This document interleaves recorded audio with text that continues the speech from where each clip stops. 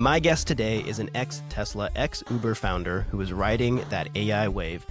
Kannan's new startup, CertBuddyAI, is helping physical product manufacturers' certification process from start to finish. Cars, medical devices, aircraft, you name it. He's taking the normal 2 to 3 year certification effort and agentically cutting that in half. In our conversation today, we cover how to persevere in tough times, his key lessons learned from his tours at Tesla and Uber, and 3 pro tips for founders who are just getting started, which I actually really appreciated. I hope you guys enjoy episode 12 of How Not to Build. All right. Dude, Kannan, thank you so much for coming on the podcast. Of course, Dan. Thanks for having me. It's been great. Yeah. Yeah, I'm looking forward to picking your brain a little bit. You've been around the block on a few things and working on some exciting stuff.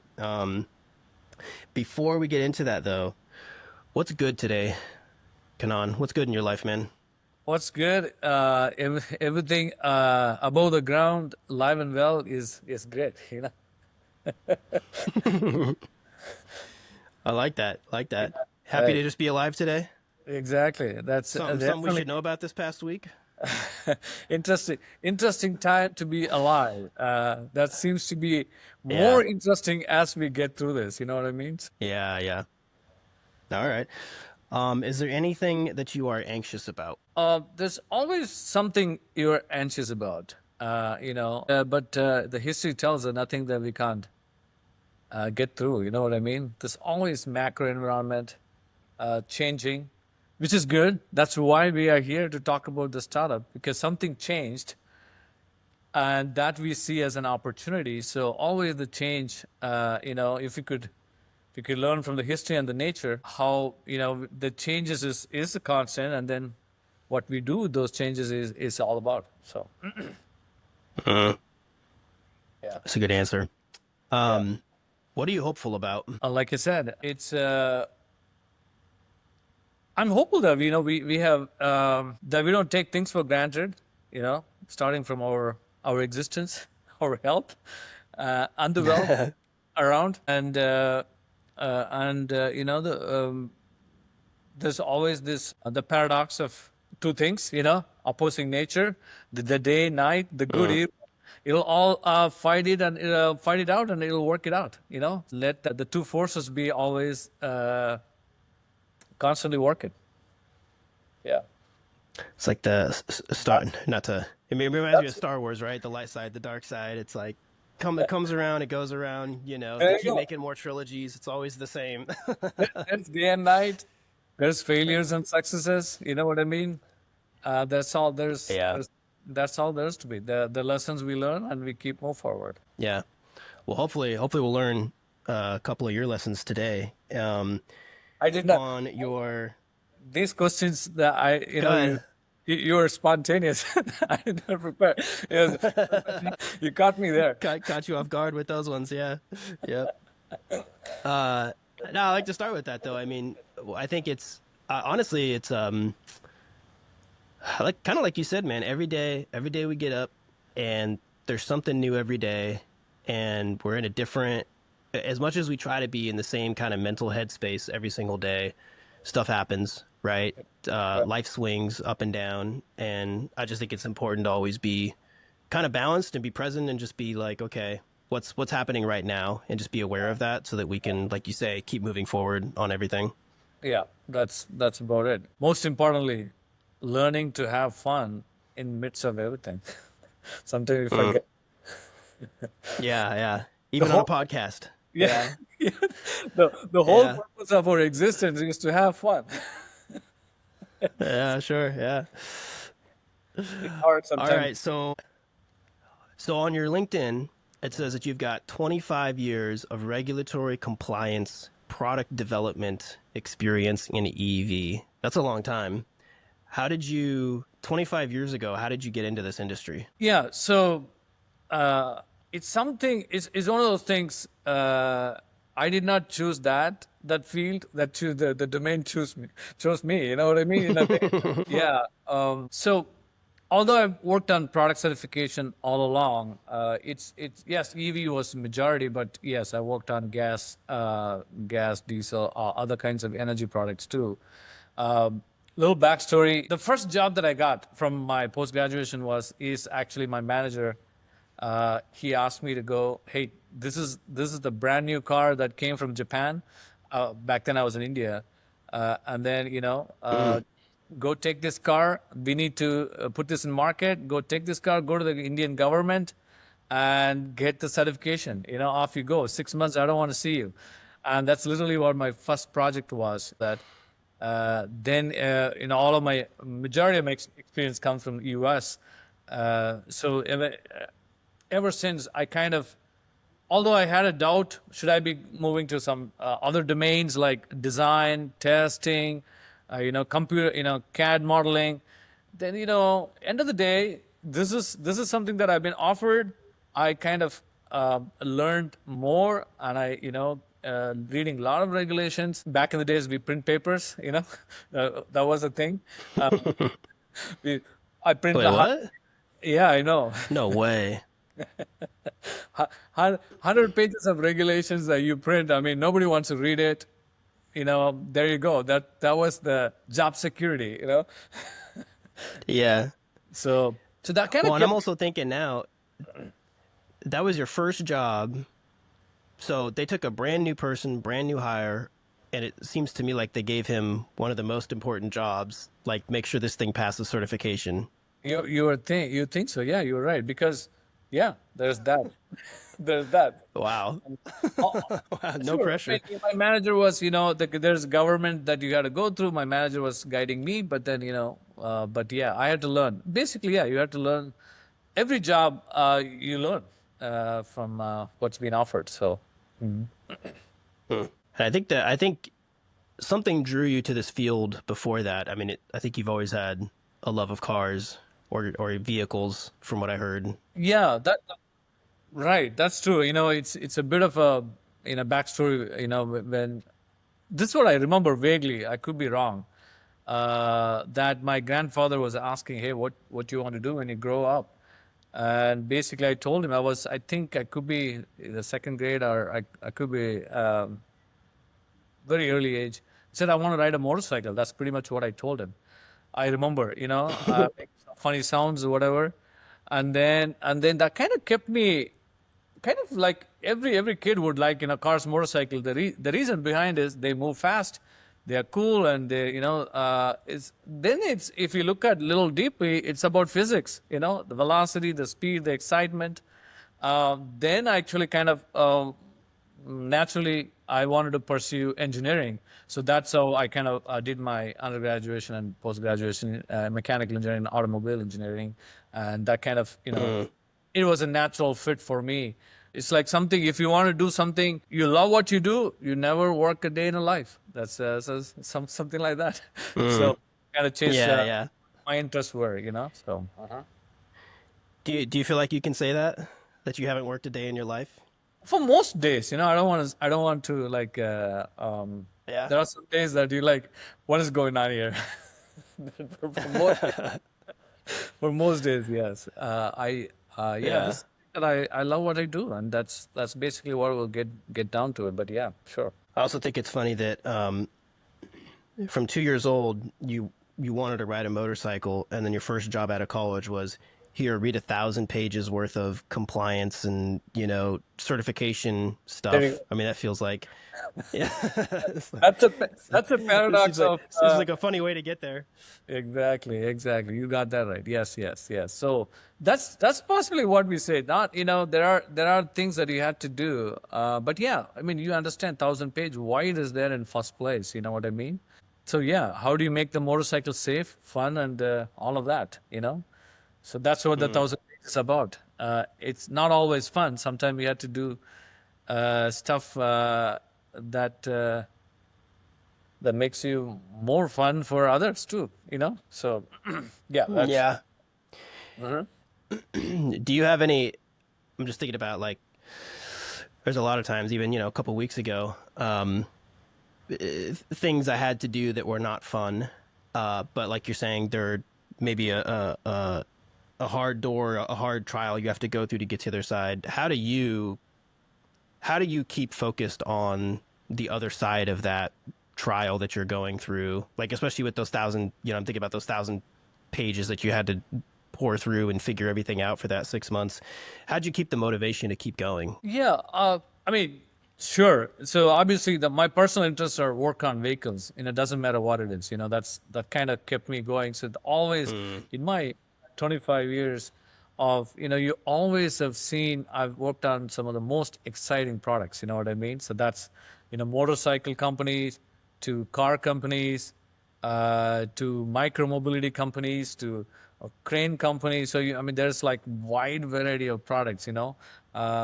It's their engineering. So largely, we are working with the business people, those who wants to go faster. Hey, let's get this product out, market share, numbers and all of that. That's challenging. That's understanding business. And then you're largely working with engineering team inside. They're solving problems every day. There's this part failing. There's challenge that ingenuity of the solutions. They come up with the very innovative solutions. Then you are also dealing with government and all of the test labs and things. You're completely different agenda and things. So all of this, my customers, they kept me actually very interesting. Actually, there's every day you solve problem and every day you make progress. You fail here and you pass there, and then end of the day, that product is when there is a launch happening, that product is coming out. It's a brand new shiny paint coming out of the production line, and you go through the launch thing, and customer like raving about that, and then actually before you launch, you drive that product. Actually, you ride that product. mm, That's exciting. mm. Like, to be honest with you. I mean, Okay. any Polaris product that we have launched always drove to Sturgis of South Dakota from Minneapolis. It's like 10-hour ride on motorcycle, brand new motorcycle that we just built, to Tesla, Model S refresh. It's like a brand new car that you drive to see how that is performing. These are excitement that keep me going. That's good. I mean, I feel like just hearing you talk about it, you have a unique ability to keep your eyes on the prize, for lack of a better phrase. And, even if it's 6 months off or a year off or whatever, you fixate on what the outcome's going to be. And it seems like that allows you to just keep pushing through all the minutia in between. Absolutely. And more importantly, including Elon. oh, we dropped the name here. I mean, he's very pro safety. He's very pro safety. Like 5-star. He want to build one of the best product on the earth. So does other leaders are. Okay, you think about it. These products, either it's adding. There's an utility. There's a fun. There's a pride. There's recreation. All kinds that come with it. That's what these vehicles are doing. It's either for it to be daily use, or is it recreational, adding fun, or is it a utility for your work? So all these products are kind of meaningful in that way. Everybody wants to develop a best product, but when it comes to regulations and certifications and the regulatory targets, these add some kind of interesting aspect from business leaders. Hey, why do we have to do this? It seems like adding more cost and all of that, but then they understand the intent of it. But then they support even beyond. Sometimes most of the companies that we work now, the regulatory the metrics are here. Obviously, you want to even achieve well beyond on top of the targets that you are going after. So. I guess, yeah, I like that because as an engineer myself, I just love the build process. I love bringing things to market, but I look at things like compliance as just like, oh, we have to do it. I don't want to do it. I'm shuffling my feet about doing it, sort of thing. But I like your perspective of the business owners know that that's not the certification, the compliance, it's not just something you have to do. It really is an enabler to the end goal that you want. And you brought up safety as well, right? Those things, I'm sure there's a lot of waste, a lot of cruft in there, but they exist for a reason. And to be able to see how those things are actually going to benefit your business can give you, I'm thinking of it as a strategic advantage potentially, right? As far as being good at those things, knowing how to get them done and all that. But Absolutely. you I mean, I want to did, stress go one ahead. point there because it's yes, you're correct. Certification is kind of like a it's like a bare minimum thing for your entry into the market and a minimum thing that you need to put for the street legal. But end of the day, any products that you use, it doesn't matter which product. Today you have cell phone that has battery in it. You have microwave.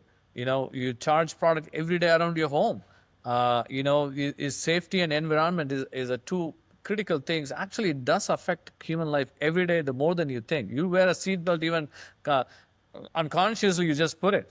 Otherwise, the warning is going to beep you. But these things safeguard every time. Um, taking a Mm, taking a flight ride, we assume things are there are 10,000 things has to go through perfectly. that's crazy. Yeah. All of these things do benefit human safety and everyday lives. Mm, There is a benefit of being certified. Certification is literally that is ensuring the basic certification is there, the safety is there when you use the product. So hmm. It's good. It's good. Um, okay, so you started your career. I know you worked at a couple different places. You did about 10 years at a company called Polaris Industries. Was that in India or was that US? I can't oh, remember. that's an American company. It's from Minneapolis based company, but it's a Oh, global okay, that's right. for sure. Okay. And then from there, you went on to work for Tesla. So tell us about that. What did you do for Tesla? What did that look like? Yeah, so my hiring manager, he's still a friend of mine actually. So that time he called me, hey, you want to work? I was like, well, yeah, sure, let's go. At that time when I joined, it was Model S refresh, the new bumper, front bumper, and I still have that car. So that was my like a proud moment that we all get to work. So long story short, so he called me. I took that opportunity. So I was joined as a program manager, making sure all of the vehicle changes that we do are compliant. You know what I mean? There are any changes that you do, you want to make sure that its basic safety is ensured as well as you got all the governmental approvals that are needed. So I was managing all the schedule cost, the risk, and everything. Mm, But then eventually I kind of went into a little bit more, holding some technical topics at Tesla. So. okay. What was the main, I don't know, what was like the main thing that you took away from Tesla, like a primary learning or, I mean, I'm assuming that pretty much everybody that works there really gets shaped by that culture and being in there. So what are you doing now that's different than before Tesla? See, number one is Elon. Is Elon is Tesla? Tesla is Elon. No matter how big the company is, actually, Mm, at least that's mm, what I perceive. He is the glue. I mean, he's the glue of that culture. Actually, some people have a different opinions. You know what I mean? Hey, you know what? The level of achievement that the products you can see, the technology, the most American-made car right here. You can argue one way or other about it. Those initially supported the state, the people who bought. Look at look at what it is. It's how the full circle it came about. Tesla, but not to mm, like, number one, Elon. I think still a fan of Elon to the point where I drive Tesla. We have Tesla solar Powerwall here at my home, so we can go mm. without any grid power. We have 2 weeks of power saved. So I say that because to Nice. encourage people to use clean products, clean energy products. To the point, I bought that. I don't know if you know that. There's a perfume that he launched called Burnt Hair. I thought, I literally, What? yeah. What? I was like, I thought they would not. Elon No launches a way. product every 3 months, something. You know what I mean? Like whatever. And then I bought them, like literally that. there's What is this? yeah, there's a perfume, literally burnt hair. He did sometime, it's like a limited branch of whatever. Um, I thought they were kidding, but literally the perfume is burnt hair. It's crazy. What? Yeah. Burnt hair. Wait. The Boring Company? No. Yeah, the Boeing Burnt company. Yeah, hair fragrance by the yeah, burnt. yeah. Oh yeah, the Elon's Boring Company. There you go. This red bottle. What is this? This is crazy. Not buy, but yes, if you're a fan of Elon, you got to have it. Okay, my son. It has 4 reviews on Amazon, There you go. 4.2 stars. See, No it's way. literally do This not is use at awesome. home. Do not use at home This is the because most this is the most disgusting smell ever released. It leaves a trail exactly. of something not even the staff of Anchorman can describe. Please don't wear this in public. Trust me. I'll show that to you. Oh man. There's that Joe Rogan push-up moment for us here. Yeah. Oh, I had So no idea. Man, I would have bought some. This is currently unavailable. it is. I bet I Yeah, could find it you somewhere cannot online. spray on your clothes or in your home. No, you cannot do that. Yeah, it's Dude, this is like the new threat to my kids. It's like, hey, if you don't eat that dinner, I'm gonna spray some Elon on you. Yeah, I'm gonna spray some burnt hair. Of course, the rest of us are gonna be suffering too because they're gonna be running around the house stinking like a skunk. that's crazy. I'll show that bottle next time. Okay. Okay. Oh man, that's Uh, okay. How do so we even get on this? So Elon I and know. Tesla, I See, think is how you started that train of thought. yeah, Yeah. so I know. Sorry, it's a digress. So number one, see, what did I learn? It's a lot to learn from him. You know what I mean? He's an effective leader. So basically, simply put, no is not even an answer. Not possible is not an answer. You know, yeah. So that's something. Anything can be done on this earth, especially the limitations physics being the boundaries. Even that is being pushed or bent to certain extent. So that's something is Mm. something to learn.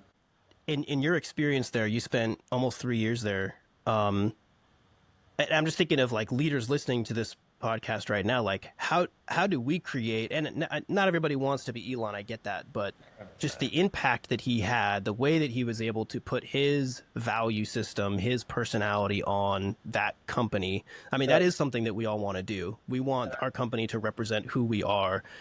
How, in your own perspective, how did he do that? Obviously, there's ton of things, I might not even characterize correctly, obviously, but I mean, he's one of those the living genius.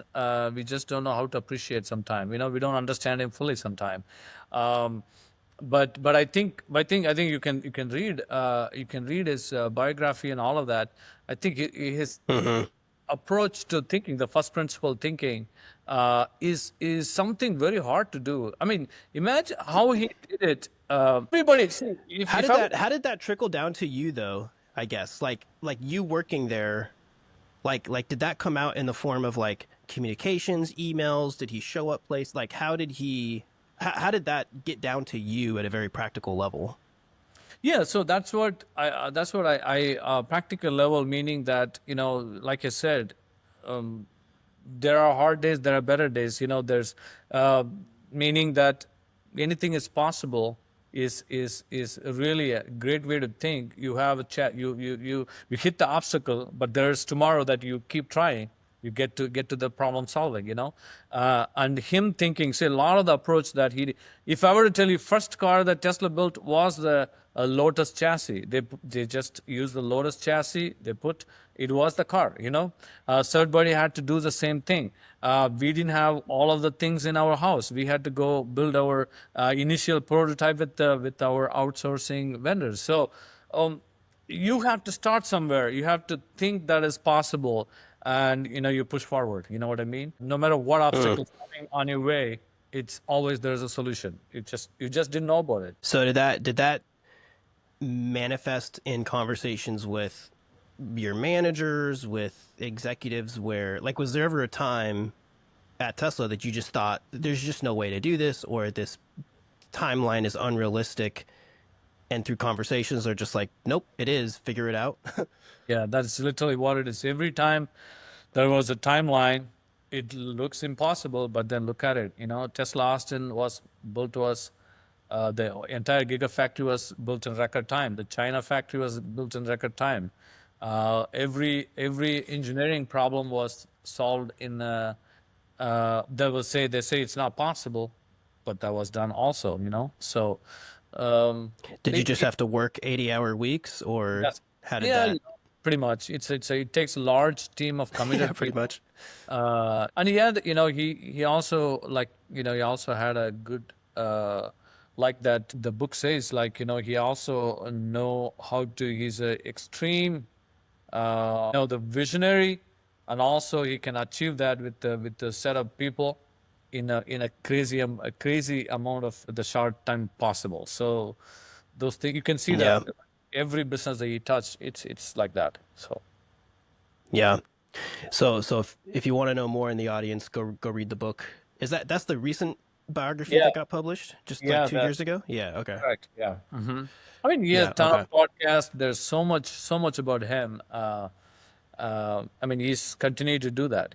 So Yeah, but I think it's interesting that a lot of those are from the perspective of the author or from Elon, and I think it's interesting to get you as just like an employee at one of those companies at one of those times. You're going to have a different perspective on sort of how that felt for you, the ups and the downs and all that. Is there right. anything else you want to mention about Tesla before we move on to your time at Uber? No, actually, see, I'm really thankful that happened. I still have good friends at Tesla. We still talk to them. It's great to see that every time there's, the company faces a challenge, they always overcome that. So I don't see that as a problem, even in the future of, some of the bets that they have. I'm a fan. I'm a user, consumer. So we'll see. The good things will come up. So. Yeah. I actually, hearing you say that also makes me just think about the power of belief. And Yeah. if you as a leader believe in your mission, and if you can, whatever Elon did, we'll have to read the book to get more insight, I think, but to instill that belief in the people that were working on the projects with him. I Right. mean, it's interesting how you can go through that, and and even if it is 80-hour weeks, but if you believe in the mission, kind of back to your point earlier, Right. it feels a lot less like work, and it feels more like you're doing something impactful and meaningful, right? In which you are. I mean, it's like I That carries said, you through much of the time. absolutely. I'm glad that it happened. It's like one of those things that you learn a lot. You learn a lot. Your perspective changes. It's like one of those that the Medal of Honor that you can wear. Like you went to a boot camp of Tesla, like U.S. Army. you know, You and got the tattoo and everything. it's a, it's a scar tissue, but still a tattoo. You know what I mean? Right on. It's So then mhm. from Tesla, you went on to Uber. What did you do for Uber? How did your compliance and everything background come into that? Yeah, so at that time, I got somewhat like I would say like a step up in terms of managing the people and little bit of a leadership role, which was the good thing that happened. At that time, Uber was like growing. These two startups are the global powerhouse of startups. Very aggressive, fast moving, fast growing. Think of, Uber also we launched some of our micromobility products in bigger city like Berlin and New York and Paris. So Micro mobility, meaning the little scooters and stuff. correct, the electric bicycles and scooters, correct. At that time, Uber rides business was picking, but they also wanted to kind of cover the entire transportation aspect of it. So from your home, the last mile also been covered by the micromobility. Then you take the train and you take the ride, and everything is kind of like A to B. Is the entire transaction of your ride is being handled by Uber. So that was a vision, which is still good vision. So I quickly have to ramp up the team. Hmm. We quickly had to certify the products, not only product from ground up, also get all of the operational certification from big cities like this. So that's something I learned. That is possible with a great team, So So when they brought you in, what phase was their micro mobility vision? Was it like just operating in one city and they wanted to take it from there? Or did it not even exist? I would say there was few. I should say there was few city in ASF and a few city we were operating. So it's Okay. more of a product development as well as the global launch of the expansion of the business. So Europe to South America to everywhere. So it sounds like they had, I don't know if we want to call it a prototype, probably more of an MVP. They had sort of an MVP functioning in a couple of cities. They knew it was going to work. They had those data points. So they brought you in to say, hey, let's roll this out effectively to the rest of the world now. Correct. We get basically, yes, we have to, the two types of certification that we need to have: A for a product, B for the city operation. So, yes. A for the product, B for the city operation. Okay. Okay. So you were in the position of like hiring that whole team, Right. putting the team together, getting all the work done. Right. How long from start to finish on that project? I mean, see, I think I would say like we were able to go from ground up to 18 months. Not only get the UL certification, you need there's some OSHA certifications also needed. Hmm. There's a federal government certification, then there's a third party certification that you have to need because these are still consumer product. It's got battery in it. It's got some speed in it. So it's got some basic safety things that you have to worry about. Basic operation of the vehicle, speed control, charging, discharging, radio communication. So there are certain aspects that we had to go through. That's also differs for each country. So we were managing all of the certification needed for each country. Then also we working with big cities and that they want a certain basic certification when you operate this fleet. So that's something also we did. Okay. That's impressive. Yeah. I mean, that's a major operation. And 18 months you had all that done. So like with the compliance world, I mean, once the job is done, I mean, it's done. It seems like there's not a lot of like software. It's like you're never really done building. There's always maintenance. There's always more features, you know. But with like once you got to the end of that 18 months with Uber, was it just like, hey, thanks, see you later, like we're done, we don't need you anymore, or what did that look like? Well, I mean, see, at that time the COVID happened, and then that how the world came to. Uh Um, so because basically, that was, oh yeah, that was Uber had to 2020. make some, Okay. yeah, late 2020. So they had to make some difficult choices, which seems to be the right thing to do at that time because Uber did well after that. So they focused primarily the breadwinner, which is rides business. Then they had to think the three divisions, uh, the the aircraft division, the eVTOL, vertical takeoff. Then there's an autonomous car, ATG they call. Then the micromobility had to kind of somewhat they had to repurpose, but they were focusing primarily on rides and the Eats business. Eats also grew in COVID because we were all stuck in the home and we were ordering food, which was rightfully Hmm. so because people didn't have to go to a restaurant and so Mhm. so that's what happened. I'm thankful that at least I get to see the one thing that I tried to do consciously is to, although I was in this the certification domain I was gaining, but I made sure that I move around laterally in different industry, learn different types of certification. It's not like always. I've seen some people, do car certification for a long time. Sure, there's nothing wrong with that. But then I made sure that I moved the industry like power sports, recreational to automotive to micro mobility to off-road products. So I just kept my interest a little bit willing to learn, and you got to learn the new side. Okay, how does this certification work here? So there's a different agencies are involved, different processes, different way of doing things. So I actually that's something that now I know how to certify a micromobility product. Who to talk to, Mhm. and all of this industry kind of gave me two things. One is expertise. Second is the most important thing is people. Also, I know the network. who to talk to in that industry. Grateful to the people that came along. I'm still friends with my Uber team. We shared, exchange texts here and there. So it's all good. So It's great. It's interesting you mentioned that because I feel like I'm late to the game in a lot of business things. Because again, I grew up focused more on code a lot of times, but the art of building relationships, it's something that people have always said, like, oh, you need to build relationships in business, etc. And I'm always just like, what does that mean? I don't even know what that means. Like, how do I do that? And my engineering brain's like, how do I solve that problem? But I think it's something that I'm slowly coming to appreciate is just the power of those networks. And I mean, it's common knowledge to so many people. For me, I feel like I'm, like I said, late to it, but I think you're 100% right. And that experience that you have now is all leading into the startup that you're working on, CertBuddy, right. which we'll talk about in just a second.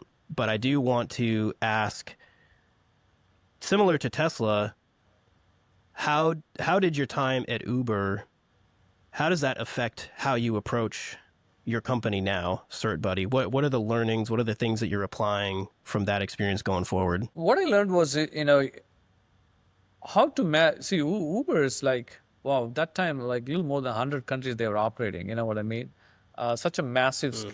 You can think of that as you're solving, you're planning and solving and developing products for the entire world. That opened my perspective. We were at San Francisco. Our supply chain come from China. I visited China before COVID 3-4 times. You understand that type of stuff, the supply chain of aspect of it, working with the test lab, the third-party test labs, the ULs and Intertech and some of the network that I built. The global operation, the massive projects can still be done at a global scale. That's something I was mind blowing. I was working with parts in the Amsterdam, and we were launching product in South America. I mean, this is as global as it can get. You know what I mean? Yeah, Yeah. yeah. It's crazy how. So so I guess the learning there is just, is it how to operate at that scale, or like how does that shape how you approach CertBuddy now? Now, see, how to operate at scale is now what we are at today. But what we know that when that challenges come, we are ready. How to even plan a global level product now. You know what I mean? How to work with Yeah. sitting in one corner. How to deal planning for the entire, like, say if we are in a multi-continental project, that how do you even you scope a project, and how do you work with people, and how do you get things done? That's literally what happened. You know what I mean? That project was Yeah, yeah. where, and we were working with the Europe team. Supply chain was in China, and we were planning launch for the entire globe. Think about that for a second. So if there's, I know that a lot of startup founders, like, we're not there today, but we want to get there. If there's one piece of tactical advice you could give someone, if they're, thank God, if they gotten to the point where they're starting to scale, do a major operation, what's your one piece of advice you could give them to do that successfully? One piece of advice is actually, it's about having that goal and communication very clear, and it can only be possible with the critical team. You know what I mean? So Clear communication, critical team. yeah, that's the clear goals, I should say. Those being communicated effectively with the team. Then anything is possible. I've seen that at Tesla, at Uber, same thing happens. You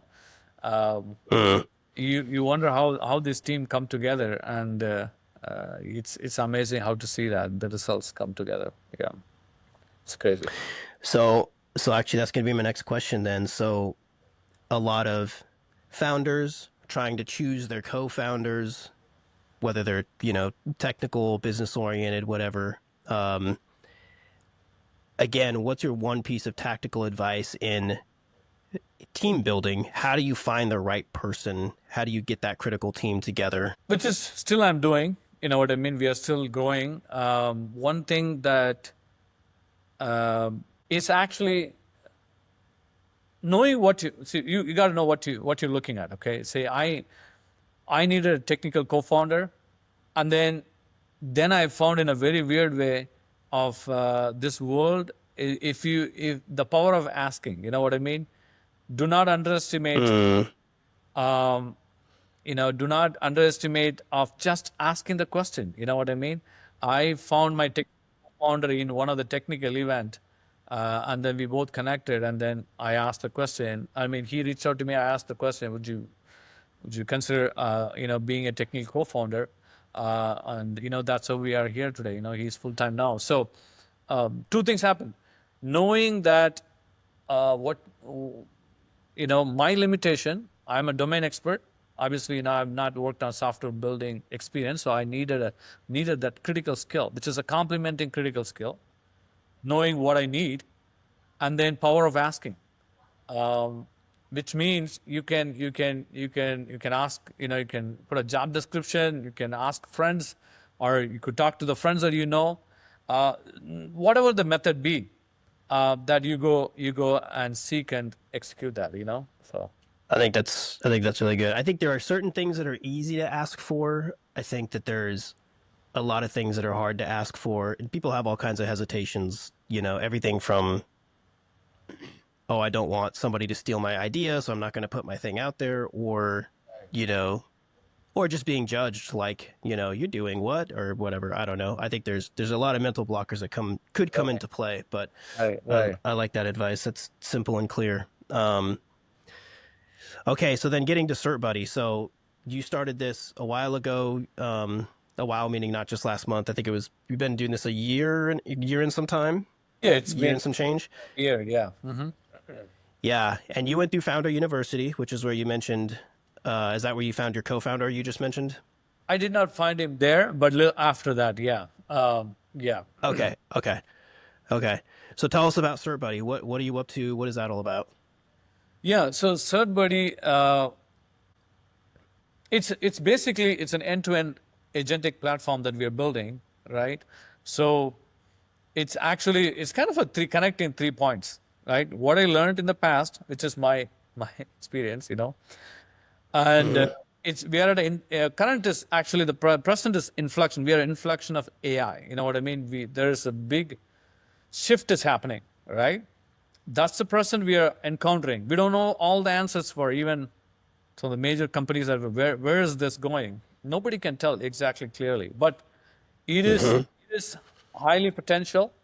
It is going somewhere. It's going to change our lives. Okay, it's like an iPhone moment right now we are sitting. The future is that we don't. Even though also we are saying it's not clear, but we believe that there is some potential value, huge value that we're going to unlock. So that's our hypothesis. So connecting the past, present, the future, which is what this book is about. I recommend reading Pattern Breakers by Mike. Pattern Breakers. Pattern Breakers, yes. Okay. Excellent. He explained this point. Actually, I did not come up with this. That's what his point was. Basically, the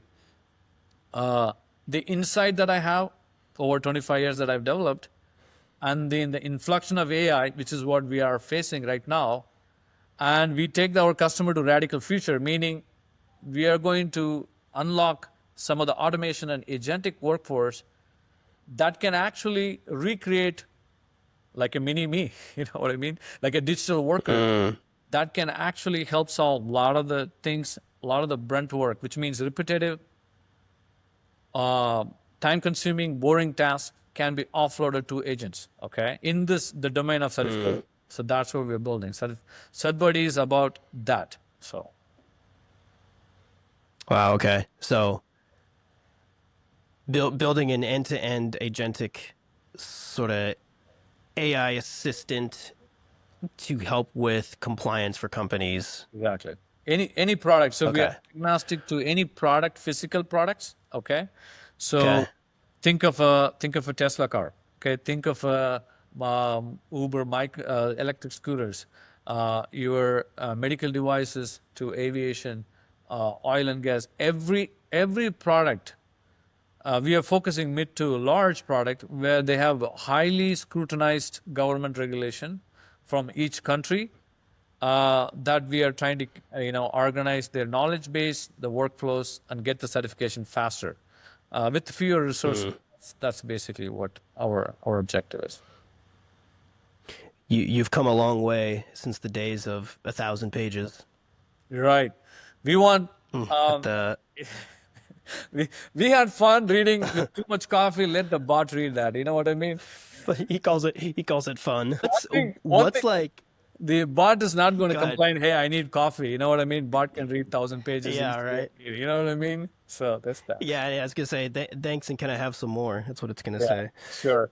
What is the again? Just thinking for people that don't know a lot about compliance, like what Right. do you think is the one biggest pain point that that you could see being solved by CertBuddy? The pain point is wherever you have the time-consuming, repetitive, boring tasks. That's where we want to unlock. Think everyday example would be imagine you have to go through a governmental application that has 400 line items. Would you want to manually fill in? That is coupled with saying, I'm getting anxious just thinking about that. right, I know.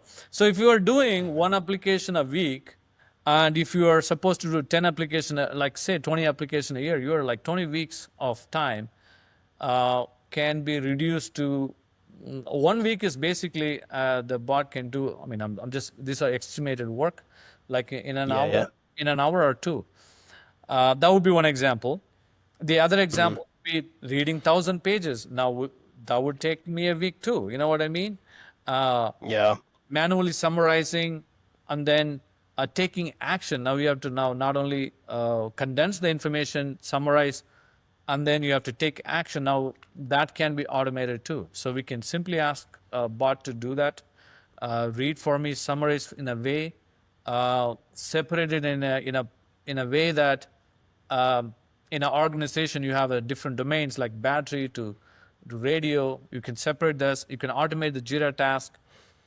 So what took you weeks and days, we are talking hours. Okay. Yeah. Maybe Yeah. in sometime. So, yeah. So I know we're running close on time here. Couple quick questions, like where is CertBuddy now and what's next for you guys? Where we are now is actually, it took me a little year to kind of have a full-time co-founder. So we are building, we have a basic prototype. We are building a platform. Primarily, we are targeting the transportation industry, which I'm very familiar with. And oil and gas, we are getting very early interest on oil and gas vertical. So that's something product market fit that we wanted. So if you are an oil and gas and transportation, any vehicle, doesn't matter, talk to us. That we could kind of have an open discussion and explain some of the products and features that we're building. If that is something aligned to them, they can unlock the value. So Awesome. Yeah, the one other question, just thinking about founders who are, rewind a year and 4 months to when you were just starting CertBuddy, other people that are just starting, is there anything that you'd go back and do differently that we can learn from? I would do. I learned the lesson. Number one is customer. So you have no matter what no matter what great idea we have, product we developed. Number one is that you need to have a trial and paid customers. So that is our goal. Having said that, while we achieve that, we need to have two critical components, which is having some kind of a product that we have that unlocks the value. To build that product, we need a critical team, which is what my co-founders, so my co-founder and our few part-time developers have come a long way. So I would have prioritized a little better, actually, knowing that see, it's not about having a great pitch, investors, how to go about investing, and all of that is doing too much of market validation. All of that, you gotta start somewhere, knowing that the faster you adopt customers is the better.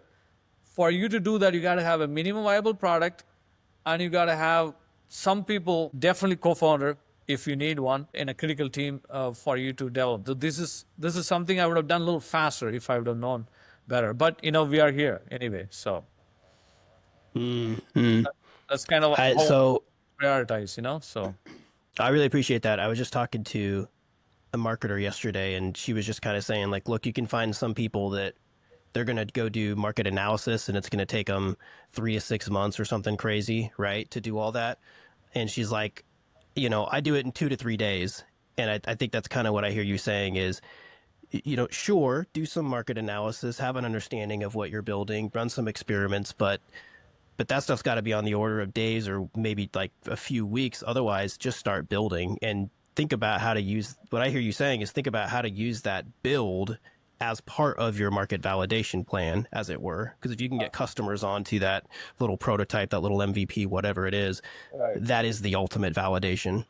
Absolutely. So I would say in a three aspect. 1/3 is my intuition that this area space needs love and care and some value unlocking. Number one. Number two is some level of market validation that you can also get talking to customers. So they're going to steer you one way or other. You know what I mean? So that's what we are doing. The known network. I'm talking to our known network. So they are kind of like skepticism. Good. They're going to write you in. They're going to test the hypothesis also. So that is a validation. That's a direct validation. I would rather go to my customer and validate what they are saying, and then obviously building the product like some level of version faster than perfecting it. That's step three. 3-step process. I love it. I know you kind of covered it. I just want to give you another opportunity. Who are you looking to connect with for anybody that's listening, anybody that knows anybody? I mean, see, we are at 3 levels. The number one, customer. So if you are transportation, oil and gas, we would welcome. But even if you are in different verticals such as aviation, medical devices, consumer products, we would love to help you too. So we can build that verticals also. That's customer number one. Number two is the talent. So if you think, is this space certification using any kind of automation and agentic is your skill, please reach out to us. And then the third thing is investing. Anybody is in this space resonates to them, they can reach out to me for investment opportunity too. Excellent. I will make sure we'll have like your information in the show notes. Is LinkedIn or something like that the best place to contact you for any of those people? Yeah, LinkedIn is great. Or my email, Kannan@CertBuddyAI.com. That's good too. Yeah. Okay. Awesome. Kannan, thank you so much, man. I appreciate having you on. Super interesting. Thank you, Dan. Thank you for really taking the time. And I know you have your startup development studio, and hopefully, we will be able to understand more from your side what you can offer, and able to leverage that also. Awesome. All right, man. Well, thanks. Take care. Yeah. Thank you.